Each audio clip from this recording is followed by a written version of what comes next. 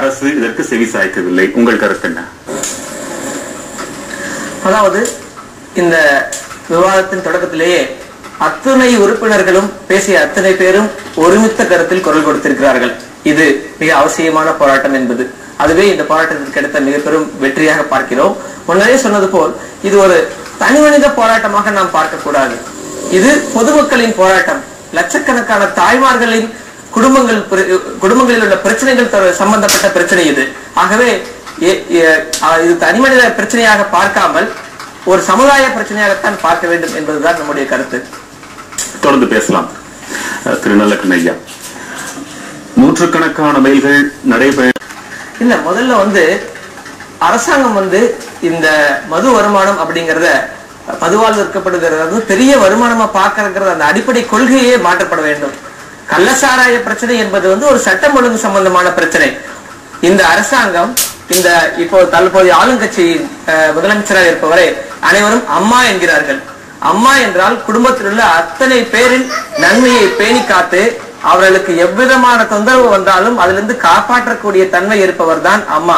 இன்னைக்கு நாம் இந்த போராட்ட களத்திலிருந்து பார்க்கும் பொழுது ஏராளமான பொதுமக்கள் இங்கு வந்து செல்கிறார்கள். பக்கத்தில் இருக்கக்கூடிய சேரி பகுதியில் இருந்தும் இந்த பக்கத்தில் இருக்கக்கூடிய கட்டட தொழிலாளர்கள் இருந்தும் வந்து பார்த்து செல்கிறார்கள். அவர்கள் எல்லாம் கண்ணீர் மல்க கேட்பது என்னவென்றால், எங்களுக்கு எதுவுமே அரசாங்கம் தர வேண்டாம், தயவு செய்து இந்த கடைகளை மூடுங்கள், கடைகளை மூடுங்கள் என்று கண்ணீரோடு மன்றாடுகிறார்கள். இந்த கண்ணீரோடு மன்றாடுவதை பார்க்கும் பொழுது இதுதான் ஜனநாயகத்தின் குரல், மக்களின் குரல். இந்த நாடு, இந்த ஆட்சி எல்லாம் யாருக்காக நடக்கிறது? இந்த மக்கள் நல்லாக இருக்க வேண்டும் என்பதற்காகத்தானே. இந்த அரசை மக்கள் நல அரசாங்கம் என்கிறார்கள், அதாவது ஒரு வெல்ஃபேர் ஸ்டேட் என்கிறார்கள். அப்படி என்றால் ஜனநாயகத்தில் இந்த மக்கள் விரும்புவது இந்த கடைகள் மூடப்பட வேண்டும், எங்களுக்கு தாலிக்கு தங்கம் கூட தர வேண்டாம், ஆனால் எங்கள் தாலியை காப்பாற்றுங்கள் என்று சொல்வதுதான் இன்று பொதுமக்களின் குரலாக இருக்கிறது. இந்த அரசு நினைத்தால், மனது வைத்தால் சாதிக்க முடியாதது என்று எதுவும் கிடையாது. எடுத்துக்காட்டுக்கு லாட்டரியை சொல்லலாம். லாட்டரி சுரண்டி சுரண்டி குடும்பங்கள் சீரழிந்து போனதை நாம் கண் முன்னாடி பார்த்திருக்கிறோம். அப்படிப்பட்ட தீராத பிரச்சனையாக இருந்த லாட்டரியை ஒழித்தது இந்த அரசாங்கம் தான். மற்ற கட்சிகளில் மற்றவற்றை போல் இந்த முதலமைச்சர் மிக தீர்மானமாக ஒரு விஷயத்தை முடிவு செய்து விட்டால், செய்துவிட வேண்டும் என்று முடிவு செய்து விட்டால் அதை தயக்கமின்றி செய்யக்கூடிய துணிச்சல் மிக்கவர் இந்த முதலமைச்சர். ஒரு பெண்ணாக இருந்து இந்த கோடிக்கணக்கான பெண்களின் குரலை மதித்தால் நாங்கள் ஒரு நொடியில் கூட கடையை மூட சொல்ல விடவில்லை. படிப்படியாக குறையுங்கள், நேரத்தை குறையுங்கள், பள்ளி கல்லூரிகளுக்கு முன்பு கடைகளை வைக்காதீர்கள், 21 வயதுக்கு உட்பட்டவர்களுக்கு கொடுக்க வேண்டாம் என்ற அரசாணையை முறையாக செயல்படுத்துங்கள். போலியோ எய்ட்ஸுக்கு எப்படி பிரச்சாரம் செய்தீர்களோ அதுபோல பிரச்சாரம் செய்யுங்கள். மாவட்டம் தோறும் குடிபோதை மறுவாழ்வு மையங்களை ஏற்படுத்துங்கள் என்று மிக சாத்தியப்படக்கூடிய கோரிக்கைகளை தான் மக்களின் குரலாக வைக்கிறோம். இன்னைக்கெல்லாம் இந்த போராட்ட காலத்திலிருந்து பார்க்கும் பொழுது கடந்த 5-6 நாட்களாக தொடர்ந்து இங்கு இருக்கும் பொழுது இங்கு ஒரு சில விஷயங்கள் கண்ணில் தண்ணீர் வருவதாக இருந்தது. பக்கத்தில் கட்டட தொழிலாளர்கள் வேலை செய்து கொண்டிருக்கிறார்கள். இந்த உண்ணாவிரத களம் நடக்கும் இடத்தில் 2-3 நாட்கள் பார்த்துக் கொண்டிருந்தார்கள் இங்கு என்ன நடக்கிறது என்று. அவங்க அடுத்த நாள் பார்த்தாங்க, ஐயா நீங்க இதுக்காகத்தான் இருக்கிறீங்களா அப்படின்னு முதல் நாள் கேட்டு போனாங்க. அதுக்கு அடுத்த நாள் கேட்கிறாங்க, எங்க நைனா எப்படி இருக்கிறாங்க, எங்களுக்காக உட்கார்ந்து இருக்கிற நைனா எப்படி இருக்கிறாங்க அப்படின்னு கேட்கிறாங்க. முன்னாடி சொன்னது போல் இது தனி மனித பிரச்சனை அல்ல, ஒட்டுமொத்த தாய்மார்களின் தாலியை காக்கும், அந்த குடும்பத்தை காக்கும், குழந்தைகளின் நலனை காக்கும் போராட்டம் இது. அந்த போராட்டத்தின் வடிவமாகத்தான் இங்கு ஐயா உட்கார்ந்து இருக்கிறார். இவ்வளவு நாள் 31வது நாளாக இன்று ரத்த வாந்தி எடுக்க தொடங்கி இருக்கிறார். சிறுக சிறுக செத்துக் கொண்டிருக்கும் இந்த பெரியவரின் கருத்துக்கு, பொதுமக்களின் கருத்துக்கு மதிப்பளிக்க வேண்டிய அரசாங்கம் சட்டம் ஒழுங்கை கட்டாயம் செய்ய முடியும். அவரும் தமிழகமும் காக்கப்படும் என்று நாம் நம்பலாம். தொடர்ந்து பேசலாம். யதார்த்த சிக்கல் நான் பார்க்கிறேன். திரு செந்தில் ஆறுமுகம் ஐயா, ஒரு நிமிடம். செந்தில் ஆறுமுகம், ஒரு சில பெரிய கட்சிகள் சசி பெருமாள் அவர்களின் உண்ணாவிரதத்திற்கு ஆதரவு தெரிவிக்கவில்லையே, அதற்கு என்ன காரணம்னு நீங்க நினைக்கிறீங்க? ஒரு சில கட்சிகள் மட்டும்தான் இங்கு பார்க்கவில்லை. அவர்கள் அது குறித்த ஒரு கொள்கை முடிவை எடுப்பது எப்படி? இத்தனை ஆண்டு காலம் மது வருவாயிலேயே அரசை நடத்திவிட்டார்கள். ஒரு சிறு புள்ளி விவரத்தை சொல்ல விரும்புகிறேன். 1983 மதுவின் விற்பனையின் மூலம் அரசாங்கத்திற்கு கிடைத்த வருமானம் 139 கோடி 1983. இன்னைக்கு 2011-12 18,081 கோடி, அதாவது 13,000 மடங்கு பெருகி இருக்கிறது. இத்தனை மடங்கு வருவாயை பார்த்து எந்த விதமான அரசுக்கு வருவாய் ஈட்டக்கூடிய புது வழிகள் எதையுமே சிந்திக்க வேண்டிய அவசியமின்றி இன்று ஏழை மக்களின் குடும்பங்களில் இருந்து வரும் பணத்தை மட்டுமே வைத்து அரசு நடத்தி விட்டார்கள். இப்படி இரண்டு கட்சிகளுமே, இது எந்த ஒரு குறிப்பிட்ட கட்சியையும் நாம் குறை சொல்ல விரும்பவில்லை. ஏனென்றால் இங்கு நடப்பது ஒரு காந்திய போராட்டம், இங்கு நடப்பது ஒரு சத்தியாகிரகம். இந்த சத்தியாகிரகம் என்பதற்கு யாரும் எதிரி அல்ல.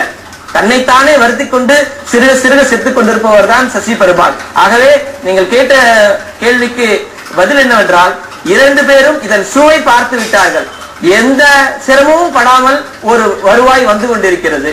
ஆகவே எதற்கு இவ்வளவு மெனக்கிட்டு இதை நிறுத்த வேண்டும் என்று யோசிக்கிறார்கள். ஆனால் ஒரு விஷயம் தான் எனக்கு புரியவில்லை.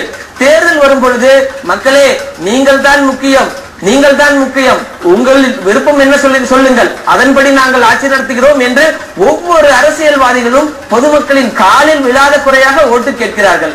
ஆனால் இன்று கோடிக்கணக்கான குடும்பங்களும் இதை செய்யுங்கள் என தினந்தோறும் மன்றாடியும் இதை செய்ய மறுக்கிறார்கள் எனும் பொழுது எங்களுக்கு ஒன்று புரியவில்லை. எதற்காக ஒரு கட்சி, எதற்காக ஒரு ஆட்சி என்பதுதான் புரியவில்லை. கட்சி ஆட்சி என்பதெல்லாம் இந்த நாட்டில் உள்ள மக்கள் எல்லாம் சுபமாக இருக்க வேண்டும், நன்றாக படிக்க வேண்டும், நல்ல கல்வி வேண்டும், நல்ல மருத்துவமனை வேண்டும், நல்ல வேலை வாய்ப்பு வேண்டும், விவசாயம் செழிக்க வேண்டும் என்பதற்காகத்தானே இதையெல்லாம் முறைப்படுத்தி நிர்வாகப்படுத்துவதற்குத்தானே ஆட்சியும் அரசாங்கமும். இதையெல்லாம் தள்ளிவிட்டு ஒரு பொறுப்புக்கு போன பின் பணம் இருக்கிறது, அது எந்த வழியில் வந்தால் என்ன, இப்போ இருக்கும் பணத்தை வைத்துவிட்டு செலவு செய்யலாம், புது வரிகளை பற்றியோ புது வருவாய் ஆதாரங்களை பற்றியோ யோசிக்க வேண்டிய அவசியமில்லை என்று இருக்கும் நிலையை பார்க்கும் பொழுது உண்மையில் அந்த தாய்மார்களின் கண்ணீர் போல எங்களுக்கும் கண்ணீர் தான் வருகிறது. இத்தனை மக்கள் கேட்கிறார்கள். இன்னைக்கு தினந்தோறும் தொடர்ந்து பேசலாம். திரு நல்லக்கண்ண ஐயா, ஒருவேளை இதை தேர்தலுக்கான அறிவிப்பாக வைத்துக் கொள்ள மதுவிலக்குத்துறை அமைச்சர் ரத்தம் விஸ்வநாதன் அவர்களை சந்தித்த பொழுது எங்களை அன்போடு வரவேற்றார், எங்களின் கோரிக்கைக்கு செவிசாய்த்தார். விரைவில் ஒரு அரசு அதிகாரியை அனுப்பி வைத்து உங்கள் கோரிக்கைகள் குறித்து விவாதத்திற்கு அனுப்புகிறேன் என்று சொல்லியிருந்தார். என்ன காரணத்தினாலோ இன்று மாலை வரை வரவில்லை.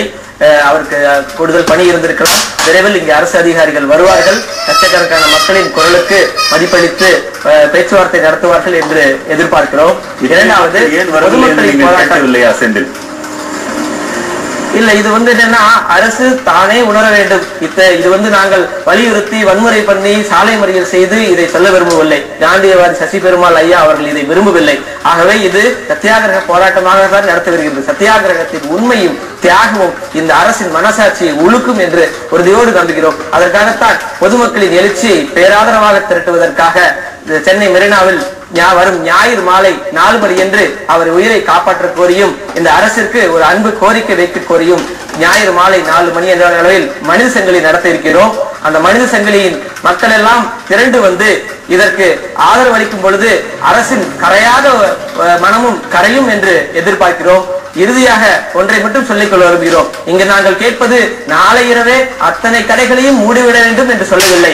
குறைந்தபட்சம் முதல் கட்டமாக தீவிர மது கட்டுப்பாட்டை கொண்டு வாருங்கள், கடைகளை குறையுங்கள், விற்பனை நேரத்தை குறையுங்கள், 21 வயதுக்கு உட்பட்டவர்களுக்கு மதுவை கொடுக்காதீர்கள், பள்ளி கல்லூரி பேருந்து நிலையங்களுக்கு பக்கத்தில் உள்ள கடைகளை தயவு செய்து மூடுங்கள், மது ஒழிப்புக்கு பிரச்சாரத்திற்காக பணம் ஒதுக்கி போலியோ எய்ட்ஸ் போன்று தீவிரமாக பிரச்சாரம் செய்யுங்கள்.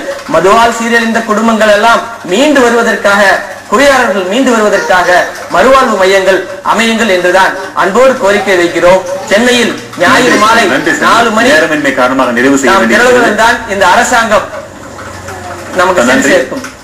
உங்கள் பின்னால் அமைதியாக படுத்துக் கொண்டிருந்தாலும் கூட சசி பெருமாளும் தன்னுடைய மௌன மொழியின் மூலமாக இந்த விவாதத்தில் பங்கு பெற்றார். அவருக்கும் வந்திருந்த விருந்தினர்கள் அனைவருக்கும் நன்றி கூறி விடைபெறுகிறேன். வணக்கம். மற்றும் ஒரு நேர்பட பேசு நிகழ்ச்சியின் வாயிலாக மீண்டும் சந்திக்கிறேன். வணக்கம்.